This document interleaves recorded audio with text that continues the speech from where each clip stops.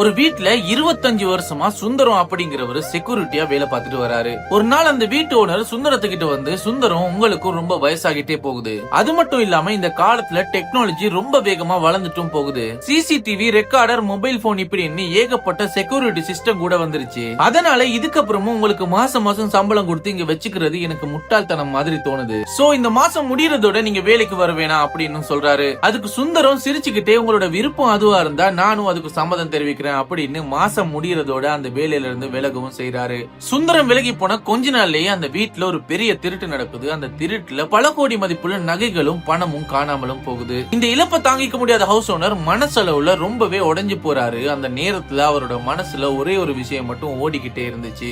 25 வருஷமா எனக்கும் இந்த வீட்டுக்கும் உண்மையா இருந்த ஒரு மனுஷனை அற்ப காசுக்கு ஆசைப்பட்டு வேலையை விட்டு நிறுத்தினேன். அவரை மட்டும் நான் போக சொல்லாம இருந்திருந்தா இன்னைக்கு இந்த திருட்டு நடந்திருக்க வாய்ப்பே இல்ல. மனிதாபிமானத்தை விட இந்த